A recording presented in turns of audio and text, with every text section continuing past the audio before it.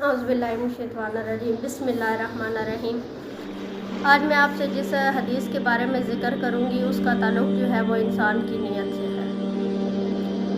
حضرت عمر بن خطاب رضی اللہ عنہ سے روایت ہے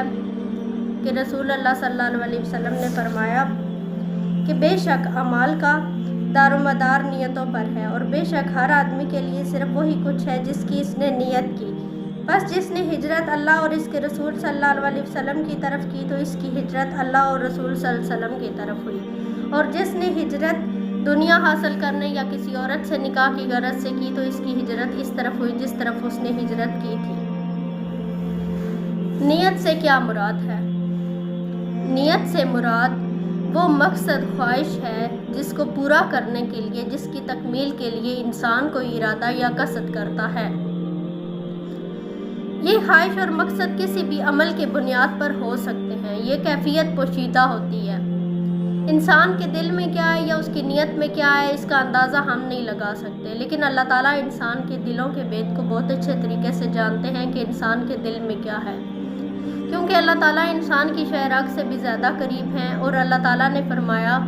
کہ میں مخفی چیزوں اور مخفی ترین چیزوں کو بھی جانتا ہوں، یعنی کہ جو انسان کے دل میں بات ہے اللہ اس سے بھی واقف ہے، اور جو انسان کے دل میں ابھی تک بات آئی نہیں ہے اللہ تعالیٰ اس سے بھی واقف ہے۔ تو اس لیے اس کی دو حالتیں ہیں، یعنی کہ پہلی حالت جو ہے وہ اخلاص اور دوسری حالت ہے ریاکاری۔ مثلا اگر ایک آدمی نماز پڑھتا ہے، روزہ رکھتا ہے، زکوٰۃ ادا کرتا ہے یا کوئی بھی نیک کام کرتا ہے، اگر وہ یہ سب کچھ اللہ تعالیٰ کی خوشنودی حاصل کرنے کے لیے کر رہا ہے تو یہ عین عبادت ہے، یعنی کہ وہ اخلاص ہے اس کی نیت میں۔ اگر وہ خلوص نیت سے اللہ کی خوشنودی حاصل کرنے کے لیے کرتا ہے تو یہ اخلاص ہے۔ اگر وہ دکھاوے کے لیے یا دنیا میں مقبول ہونے کے لیے یہ کام کر رہا ہے تو یہ ریاکاری ہے، اور ریاکاری کی اسلام میں بہت بڑی سزا ہے۔ اسلام میں ریاکاری اور دکھاوے سے منع فرمایا گیا ہے، یعنی کہ 3 آدمیوں کا واقعہ بیان ہوا ہے، ارشاد نبوی ہے کہ ان میں ایک آدمی شہید، دوسرا عالم ہوگا اور تیسرا سخی ہوگا، مگر ان تینوں نے اپنے اعمال شہرت حاصل کرنے اور نمود و نمائش کے لیے کیے ہوں گے۔ اللہ تعالیٰ فرمائیں گے کہ اپنے اعمال کے بدلے اور معاوضے تم نے دنیا سے وصول کر لیے، تمہارے یہ اعمال اس لیے تھے کہ لوگ تمہیں شہید، عالم اور سخی کے نام سے مشہور کر دیں، تو تمہیں یہ اجر مل چکا، چنانچہ ان اعمال میں اخلاص نہیں تھا، اس لیے یہاں اب کوئی اجر نہیں، ان تینوں آدمیوں کو دوزخ میں ڈال دیا جائے گا۔ کتنے بڑے انہوں نے مرتبے حاصل کیے، اتنے بڑے ان لوگوں نے عہدے حاصل کیے، شہید، عالم، سخی، لیکن ان کی نیت میں اخلاص نہ ہونے کی وجہ سے ان لوگوں کو جہنم میں ڈال دیا گیا، ان کے جو اعمال ہیں وہ برباد ہو گئے۔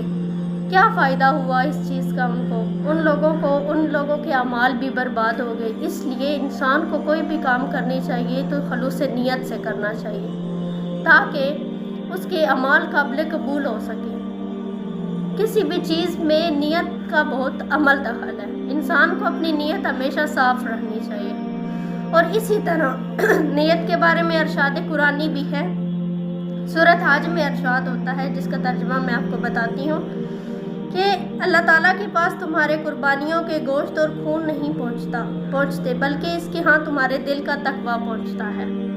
یعنی کہ ہم اگر قربانی کر رہے ہیں تو ہمارا جو ہے وہ گوشت تو نہیں اللہ کے پاس پہنچ رہا،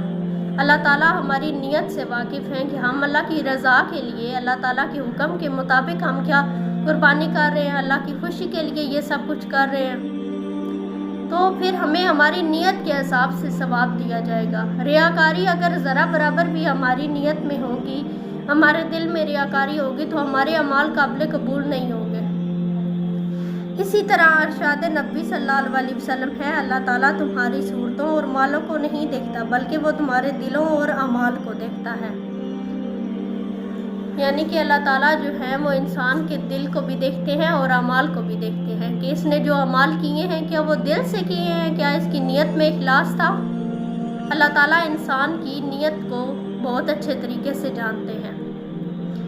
اسی طرح ہجرت کی مثال جو بیان کی گئی ہے حدیث کے آخری حصے میں،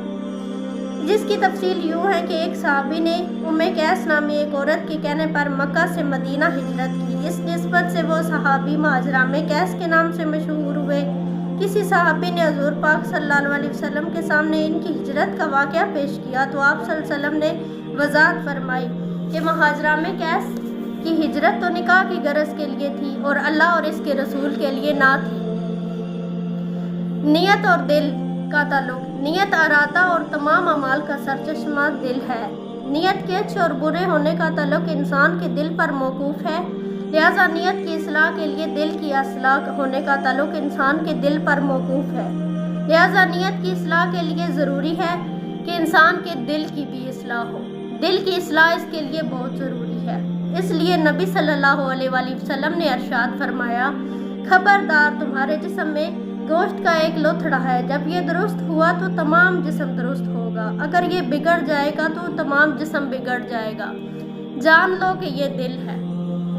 یعنی کہ انسان کا دل جو ہے وہ صاف ہونا بہت ضروری ہے، اس لیے تمام اعمال کے لیے دل کا درست ہونا بہت ضروری ہے۔ نیک جذبات اور خلوص نیت ہی وہ چیز ہے جس کے ذریعے وہ تمام اعمال قابل قبول اللہ تعالیٰ کے یہاں ہوں گے۔ جو انسان اعمال کرے گا وہ نیت سے، اگر اچھی نیت سے کرے گا تو وہ اللہ تعالیٰ کے یہاں تب قابل قبول ہوں گے۔ اور اس حدیث کی اہمیت کے بارے میں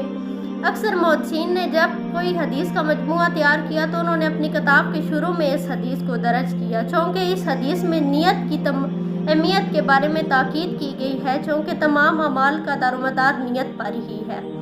اس حدیث کو امام شافعی جو ہے وہ آدھا علم کہا کرتے تھے، اور حضرت امام احمد حنبل کہتے ہیں کہ یہ حدیث ایک تہائی اسلام کو اپنے اندر سموئے ہوئے ہے۔ یعنی کہ انسان کی جو نیت ہے وہ بہت ضروری ہے،